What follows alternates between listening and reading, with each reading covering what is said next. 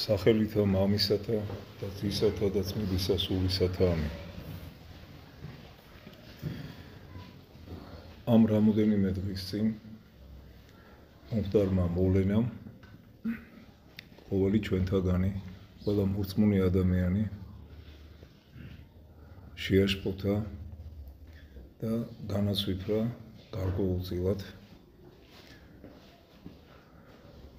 რამე თუ ეს მოვლენა არ არის ასეთი ჩვეულებრივი მოვლენა, თუმცა მას ძალზე ღრმა ფესვები აქვს და დღეს არ დაწყებულა და არც დამთავრდება ამისი, არამედ ეს გაგრძელება იმ ათეისტური,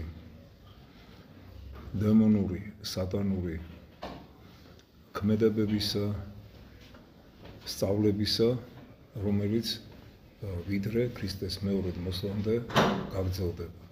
სამწუხაროა მხოლოდ ის, რომ ეს მოხდა საქართველოში, ჩვენს რეალობაში, ამაში მონაწილეობდნენ ქართველი ადამიანები. მე ვგულისხმობ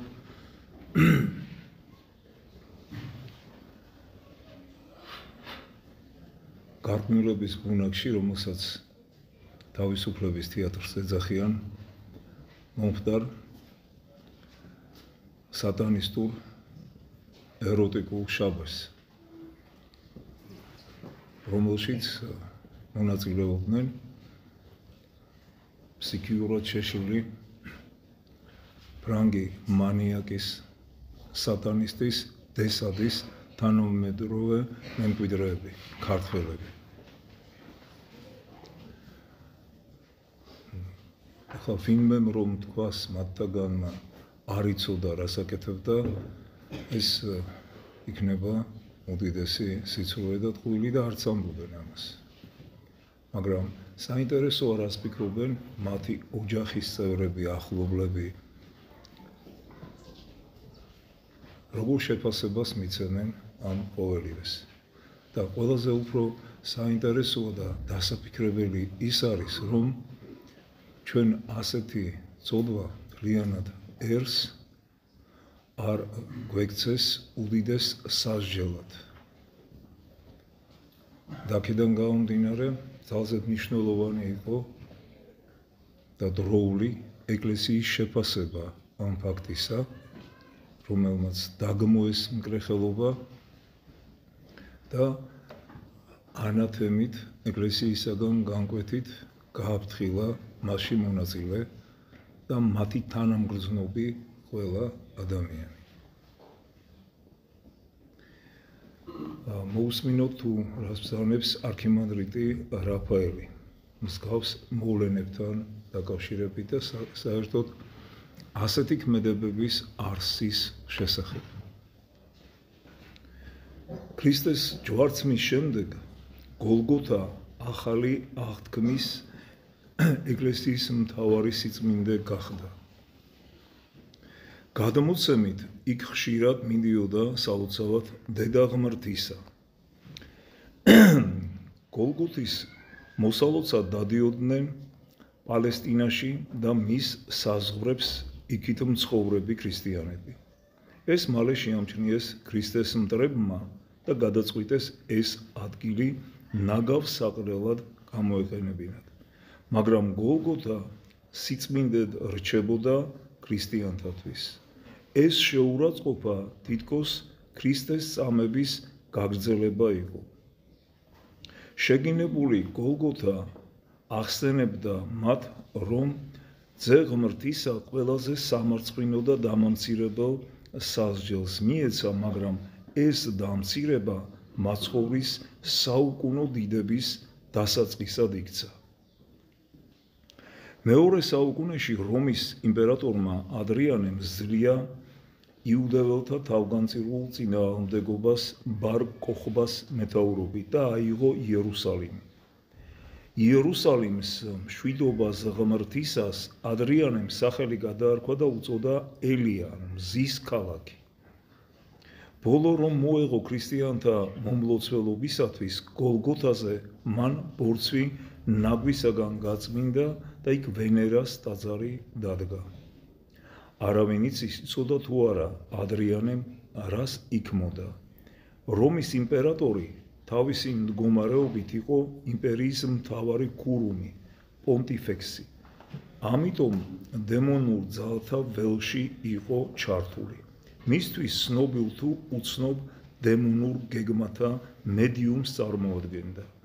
თუკი მან გაცნობიერებულად ააგო გოლგოთის ადგილას ვენერა აფროდიტეს ტაძარი, სატანური შორსმჭრეტელობისა და დემონური გენიალობის მქონედ უნდა ჩავთვალოთ.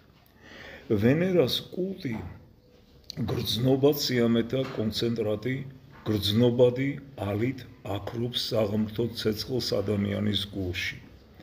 ღამის ბნელი აჩრდილებით განაგდებს იგი სულიდან საღმრთო ნათელს. ვნებისა და მრუშობის კულტი კაცის ნებისყოფის პარალიზებას ახდენს. სულს აღარ ესმის მარადისობის ძახილი და მატერიისა და ნივთიერის მონად იქცევა. როგორც იუდა 30 ვერცხლისათვის მემრუშეთს ერთი მუჭა სიბინძურისათვის ყიდის ქრისტეს.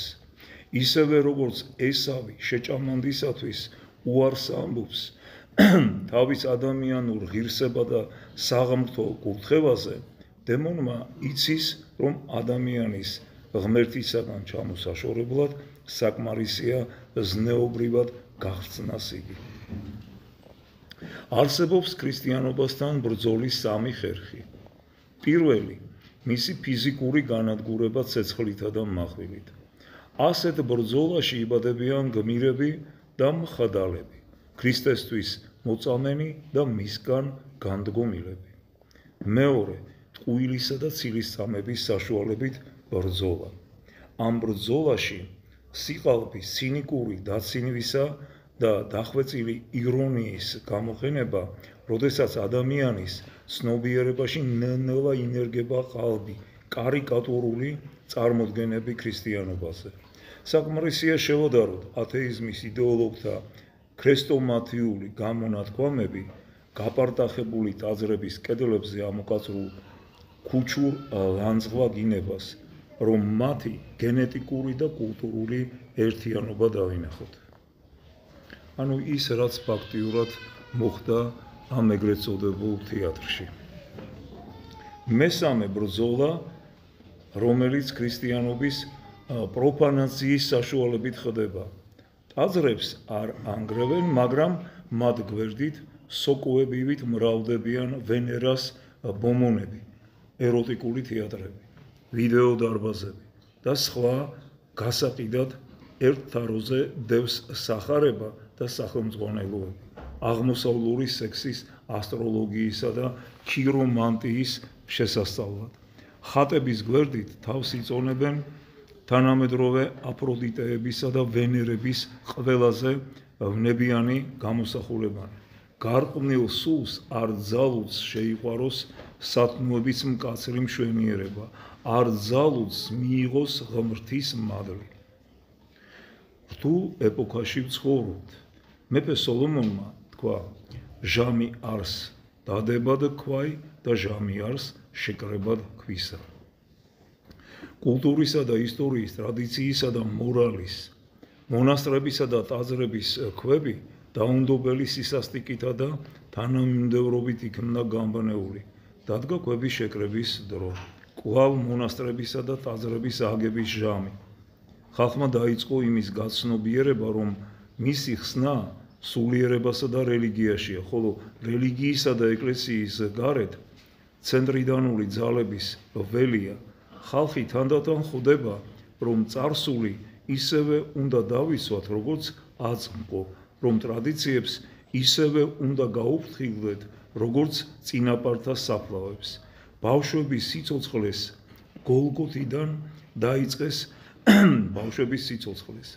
გოლგოთიდან დაიწყეს ათეისტური ინკვიზიციის დროს დახოვებული ჭუჭყისა და ნაგვის მოცილება, მაგრამ იქვე გაჩნდა ახალი საფრთხე. გოლგოთის მახლობლად ვენერას ტაძარი შენდება. ახლა რელიგია თავისუფალი. ადამიანებს ეძლევათ საშუალება გაიგოს და ირწმუნონ, მაგრამ ბალაამი კვლავ რაღაცას ჩურჩულებს ხურში ბალაკს, ხოლო სოლომონის სიტყვით მემრუშე გული ღმრთის სიბრძნე კი ქრისტე ლოგოსია ვერ მიიღებს. ქრისტიანობა მოითხოვს გულის სიტყვებისა და სურვილების განწმენდას. ყოველი საცოი დაიმარხე გულსა შენსა. სული წმინდის მადლი ადამიანის გულს ღმრთის ტაძრად აქცევს. გარყვნილი ცხოვრება ღორების სადგომად. თავისუფლება ადამიანის ერთ-ერთი უმთავრესი ფასეულობაა, მაგრამ ამ სიტყვის მნიშვნელობა ბევრისათვის გაურკვეველია. თავისუფლება ზოგიერთს ისე ესმის, როგორც მის გზაზე არსებული ყველა დაბრკოლების გაქრობა. შესაძლებლობა, რომ ის აკეთოს, რაც უნდა. ქრისტემ კი თავისუფლება განსაზღვრა, როგორც ჭეშმარიტების შეცნობა. ჭეშმარიტება ათავისუფლებს ადამიანს და სნად ჭეშმარიტი და ჭეშმარიტებამან განგან თავისუფლნეს თქვენ, როგორც ამბობს იონეს სახარება. ცოდვასა და ბინძურ ვნებებთან ბრძოლა ადამიანს აძლევს სულიერი თავისუფლების პოტენციალს. თავისუფლება არის ადამიანში ღმრთის ხატისა და მსგავსების აქტუალიზაცია. თავისუფლება ესაა ცხოვრება უმაღლესი დანიშნულების თანახმად. გარეგნული თავისუფლება ქრისტიანისათვის არის პირობა სიკეთის რეალიზაციისათვის. ვიღაცისათვის კი თავისუფლება ფულის მაქსიმალური რაოდენობის დაგროვება, მისი საშუალებით კი მაქსიმალური სიამოვნების მიღება. ამგვარი თავისუფლება სექსსა და პორნოგრაფიასაც გულისხმობს, მაგრამ ეს სინამდვილეში თავისუფლება კი არაა, საწოდავი მონობა საკუთარი გრძნობებისა. თავისუფლება არის პიროვნების ჩამოყალიბება. სექსისა და ვნებების კულტს კი პიროვნებისათვის მხოლოდ გარყვნილება და გახლეჩა მოაქვს. თავისუფლება ერთდროულად ორივესთვის, რელიგიისა და პორნოგრაფიისათვის იგივეა, რაც ერთად დავრგოთ ყვავილები და ეკლიანი სარეველა. თანაც ვიცოდეთ, რომ ეკლიანი სარეველა ბოლოს და ბოლოს მოახრჩობს და მოაშთობს ყვავილებს. ეს ანტირელიგიური ბრძოლის ეშმაკური შენიღბული სახეა.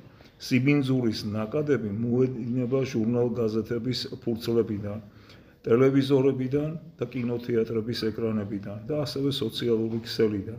ისინი ავსებენ ქალაქებსა და სახლებს, ადამიანთა სულსა და გონებას.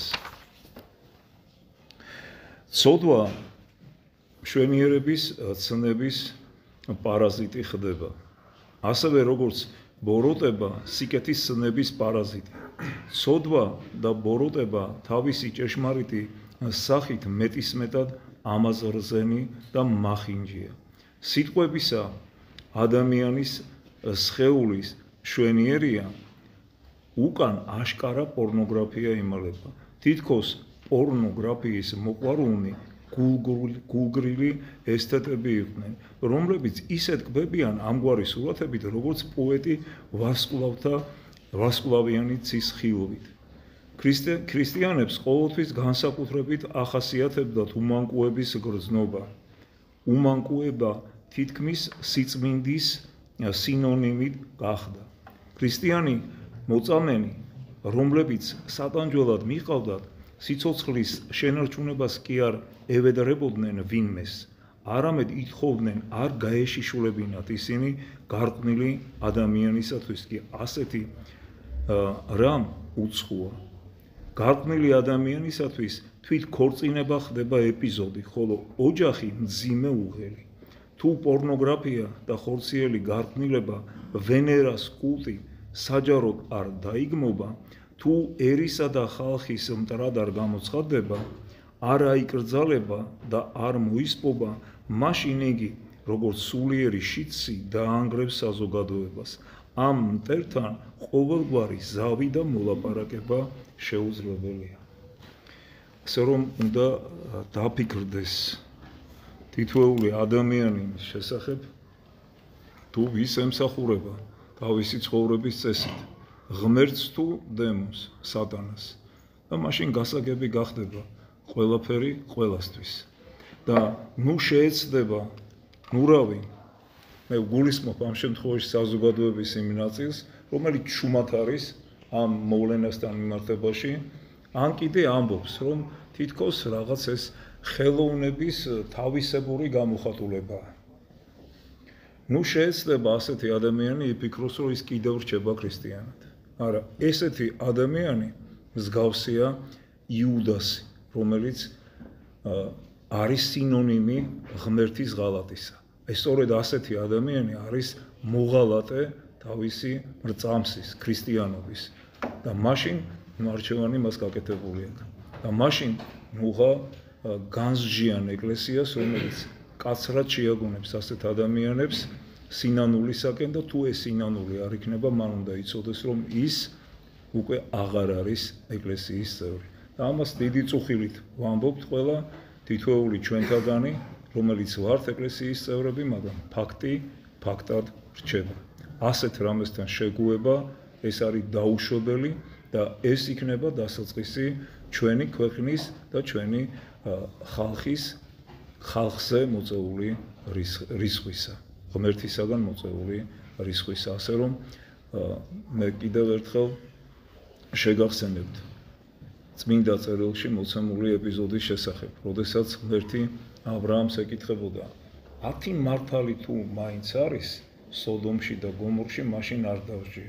10 მართალიც არ აღმოჩნდა სოდომ გომორში და ეს ქალაქები დღეს მკვდარ ზღვად არის გადაქცეული. ასე არ დაგვემართოს ჩვენც. ღმერთმა დაგლოცოთ და დაგუთხოთ.